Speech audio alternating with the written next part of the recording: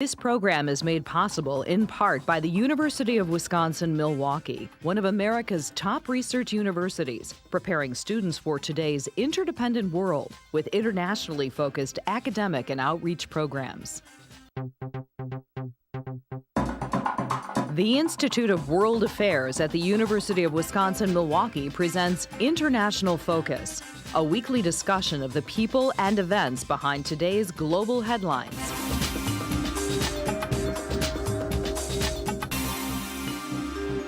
Now, here's your host, Doug Savage.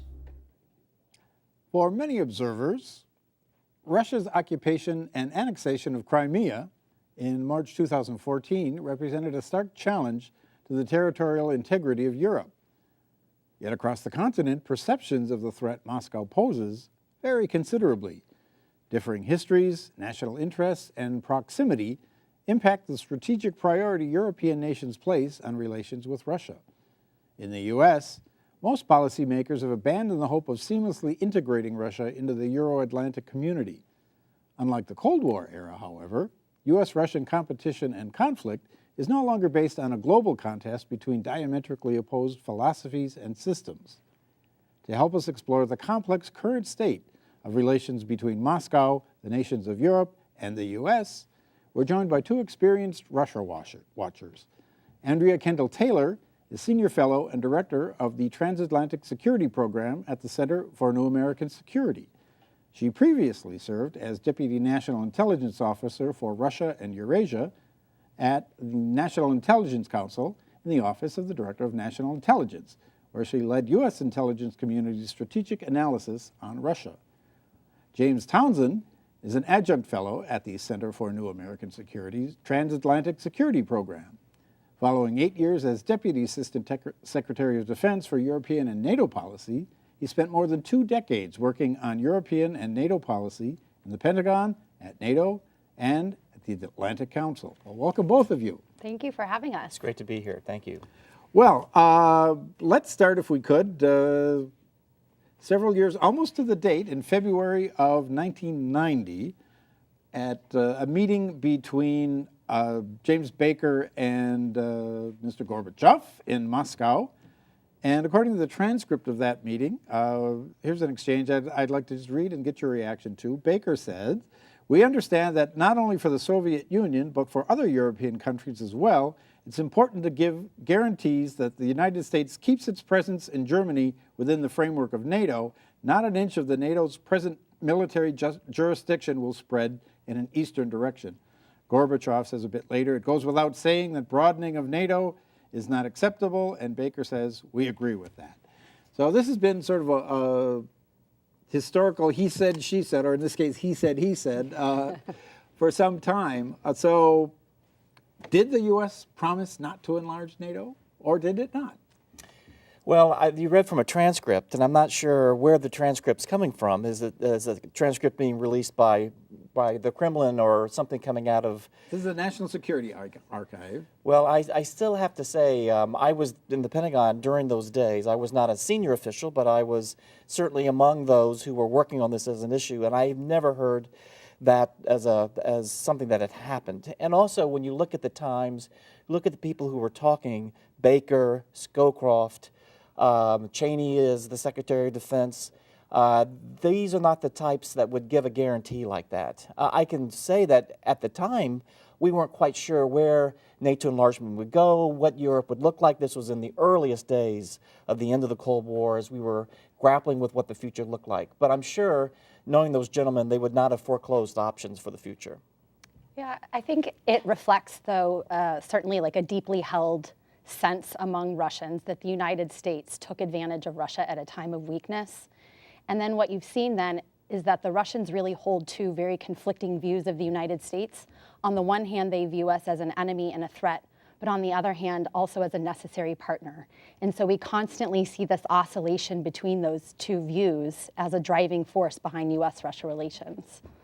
So what would you say is the driver for the enlargement process? Is this something that, you know, the sort of founding members actively encourage, or is this something that the aspiring members are trying to get into the club? The answer is yes. I think what you saw in those days, and I would have to say the 1990s was an incredibly creative period in terms of foreign policy in Europe. On the one hand, you had the tragedy in the Balkans, but on the other hand, you had this opportunity seized by both Democrat and Republican administrations to put Europe back together again after World War II and the Cold War. There was an attempt to make Europe whole, free, and at peace. That was the mantra. I will say we're still working towards that end.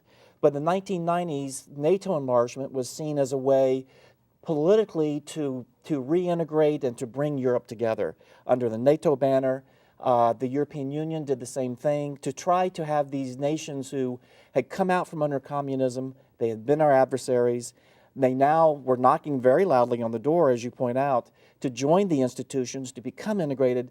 This enlargement gave us the opportunity to help shape them and to help them look like what we had gone through in terms of Western Europe and the institutions there, the governments there, and to bring them alongside us to create a Europe that was stable and no longer divided.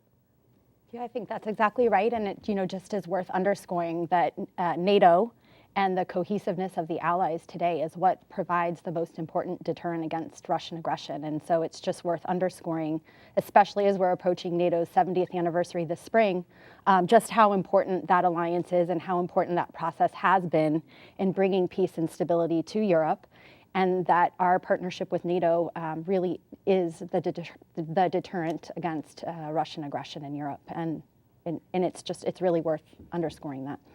Well, much has been written over the years of an early Reagan-Gorbachev meeting where sort of the organizing principle was a nuclear war cannot be won and must never be fought. Do you think that's still a guiding ethos, or has it been eroded in the intervening decades?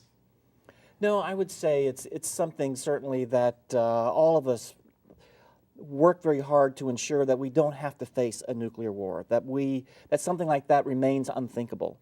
And there's tools that we use to ensure that, tools that have proven themselves over time. One of them is arms control, and I'm sure we'll talk later about the INF Treaty. But the other tool is deterrence, and I think we have come to learn over time that nuclear deterrence as well as conventional deterrence are critical to keep stability and to keep a potential adversary from seeing an opportunity of weakness and to try to exploit that weakness. If we're strong, if we keep deterrence at the forefront of our minds through NATO and through our own bilateral efforts working with allies, that's the way you keep something like nuclear war at bay. And I was going to go into INF a little bit because I think that question certainly has particular resonance right now as the United States is getting ready to withdraw from INF. And so, developing, if it's not INF, and it doesn't look like it's going to be, the Russians are not in compliance with the treaty, and the United States, I think, has little choice but to leave the treaty. And so then the really important question is what comes next? And so in the absence of that kind of strategic stability, the United States and Europe have to work together, I think, to put forward a positive agenda of what the new conversation and what the new strategic stability framework will look like moving forward, because INF, along with other treaties, has been such a fundamental part of the strategic stability that we've seen in recent decades. So there's another player these days in a rising China. Is arms control applicable in that regard? I mean, some people have written perhaps withdrawing from the INF gives a window for the U.S. to develop weapons that are more appropriate for an Asian theater. Is there anything to that, do you think? Well, I think that was the justification that this regime really chose to highlight in terms of its decision to back out of the treaty. Because this was just a bilateral treaty between the United States and Russia, it left China free to develop weapons that could give China an eventual advantage over the United States. And so I don't know if we'll be able to move in this direction, but as we're thinking about what the new strategic stability and arms control agenda looks like moving forward, I think people are thinking about whether or not we can bring China into it and multilateralize some of the agreements that we've had previously. And I would say also that the the nuclear situation or military situation in Asia is different than Europe. And so it's not necessarily the case that we need intermediate range weaponry of the kind that we talk about in the European context, that we need that in Asia. There's other ways in which we handle the threats in China and what the Chinese are developing. There's ways that we already have today that we can handle that type of problem. The INF Treaty and the threat that those kinds of weapons pose in Europe are very specific. The INF Treaty was agreed to back in the 1980s to handle the attempt at coercion that the Soviets were going to do by deploying SS-20s, whose range could only reach European capitals. And the European nations themselves felt that very strongly. The Germans did at the governmental level, that if the U.S. didn't deploy something similar, an intermediate range weapon similar to what the Soviets had, that they would be open to coercion. And so that began our deployments of the Pershing II.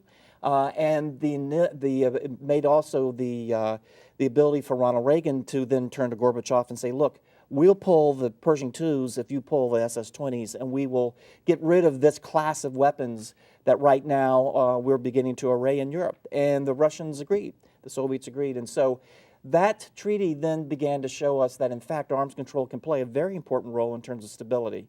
And now, with the INF changing, we have to look again at coercion in Europe and what can we do to ensure that this new class of cruise missile that the Russians are now developing, that we're able to offset that so that there's not an upper hand given the Russians vis-a-vis European allies. So talk a little bit, if you would, about sort of the concept of the near abroad. I mean, this idea of sphere of influence, and of course we don't want NATO at our doorstep. I mean, from a Russian perspective, how do they see it historically? I mean, that you're exactly right about this idea of spheres of influence, and it's been a guiding pillar of Russian foreign policy for a very long time. It predated Putin. It will likely live beyond Putin, but the Russians really do believe that they have a right to a privileged sphere of influence. And in the Putin era, Putin sees himself as returning Russia as a great power on the global stage. And if you're going to be a great power, then you've got to be a regional power. And so having that dominance and that influence in the near abroad not only has these historical roots, but it's also something that great powers do. And so that's a key pillar of Russian foreign policy. So let's step back to those heady days right after the end of the Cold War. Jack Matlock, the last U.S. ambassador to the Soviet Union, who was sort of there at the time, makes much of the idea that it was perceived by both sides as a victory. I mean, this sclerotic system was now passed, and Russia would be able to take its place, and somehow that didn't happen, and it transformed from that moment of sort of shared triumph to this competitive, vanquished and victor kind of thing. How did that happen?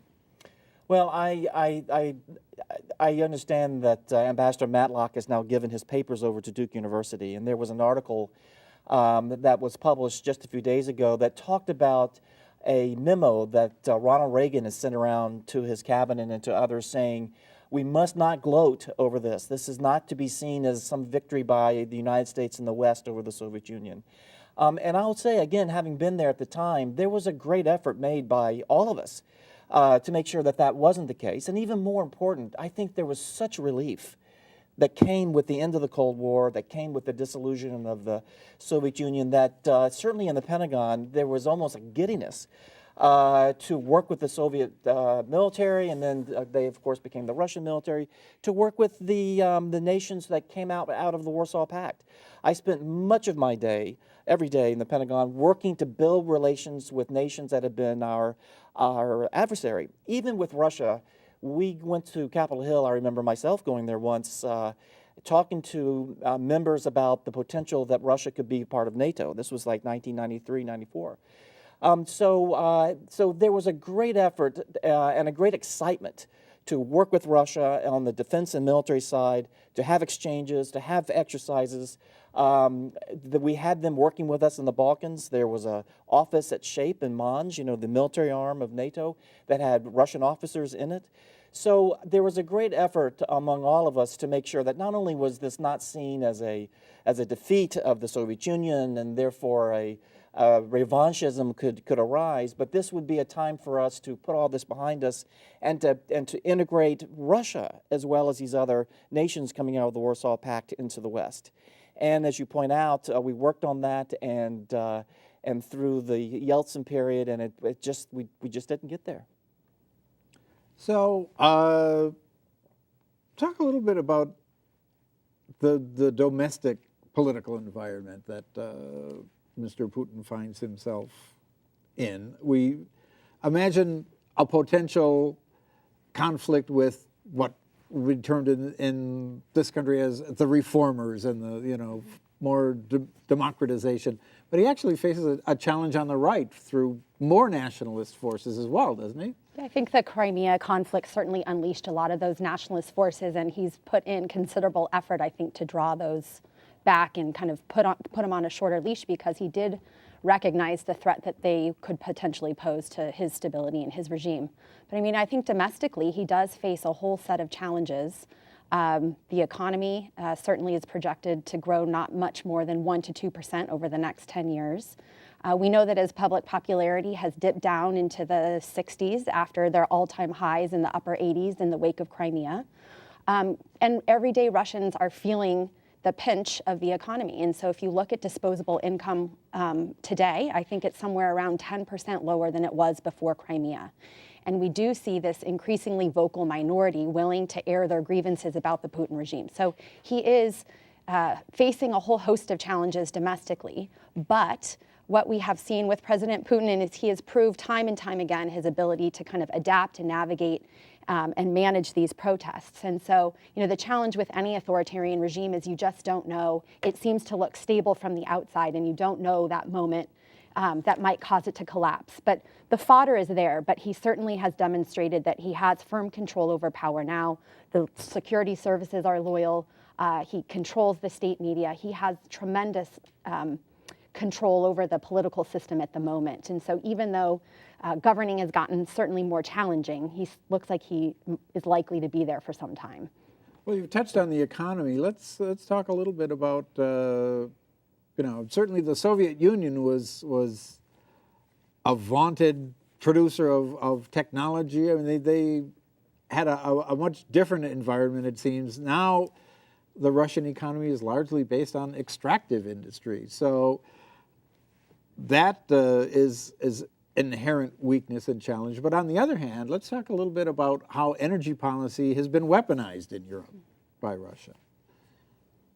Do you want to take that one? Well, I think that's yours, and then I'll play cleanup. So, yeah, he has a number of tools in his foreign policy arsenal. But what I think we've seen, and certainly in the Balkans and in all sorts of places, the dependence in Europe on Russian gas is a key instrument of Putin's power and influence and his hold on Europe. But what I think we've seen with the Russian economy declining, with demographics looking increasingly poor, and you know, with all of the backlash that we've seen in the aftermath of Crimea, is that those tools are not looking so strong for President Putin, and instead he's increasingly relying on military tools of power. We've seen an increase, a more militarized foreign policy, because it's the military and the coercive and the kind of hybrid tools that now are the relatively more attractive and more effective tool in his toolkit.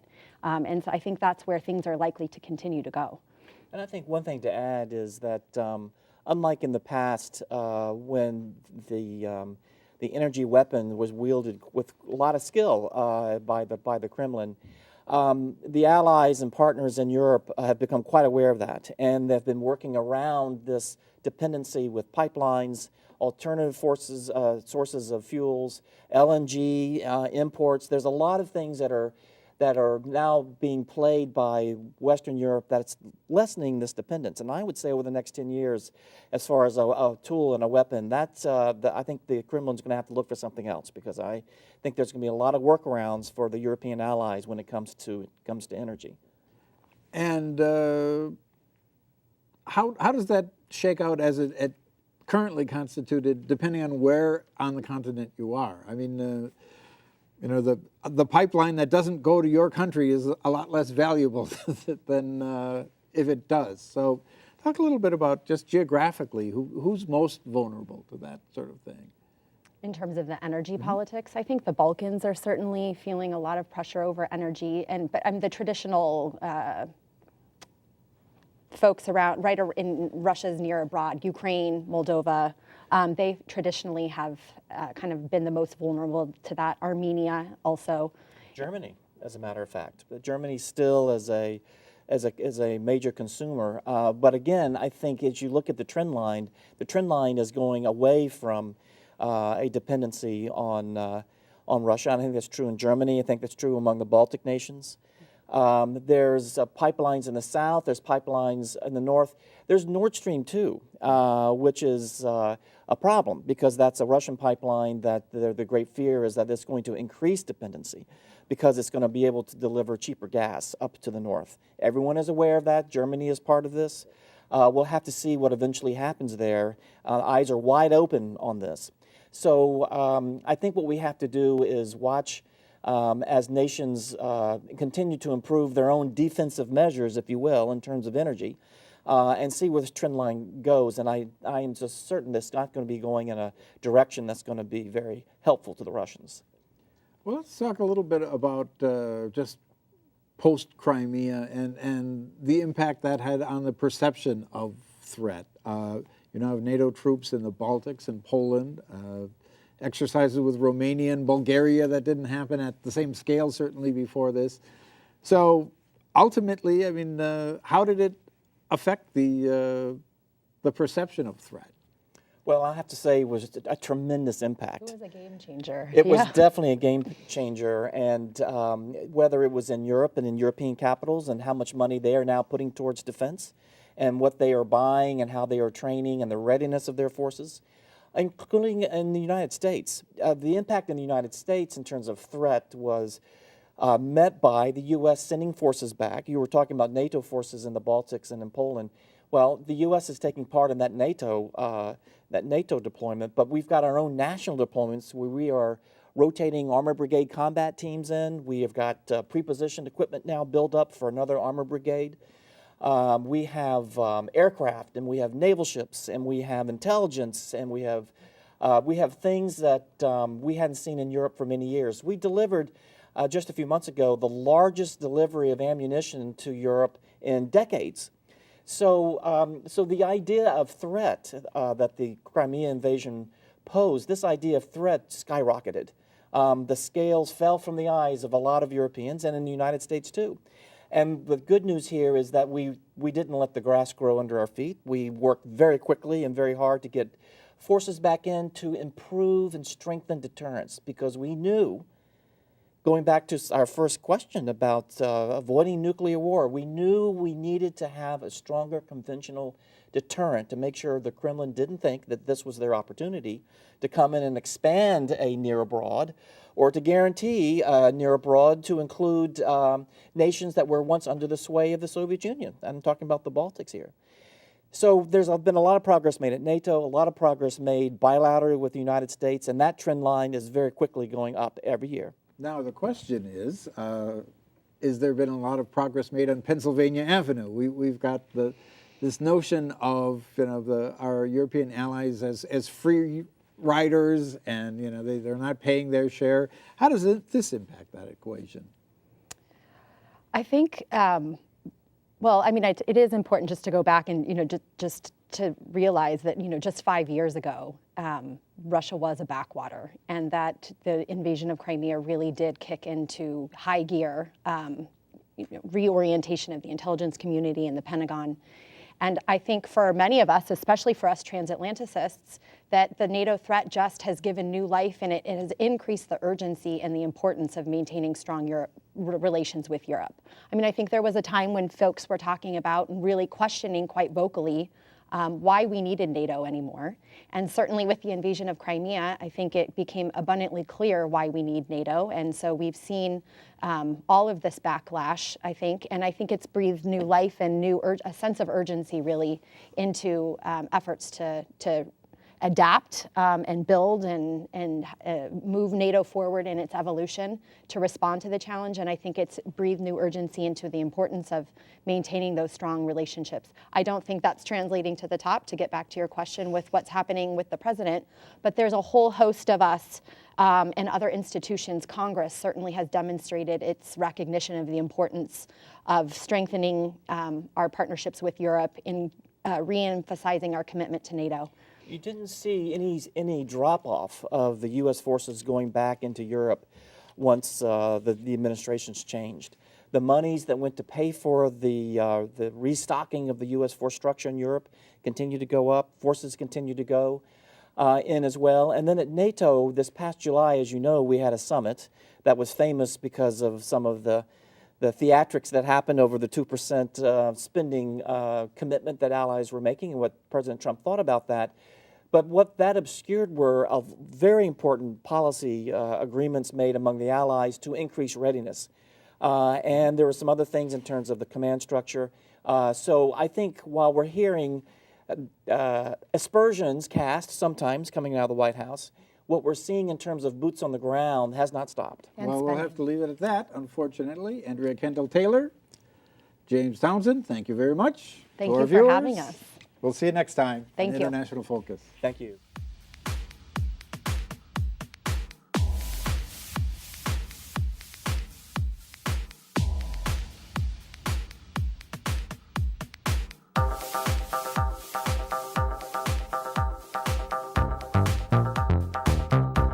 This program is made possible in part by the University of Wisconsin-Milwaukee, one of America's top research universities, preparing students for today's interdependent world with internationally focused academic and outreach programs.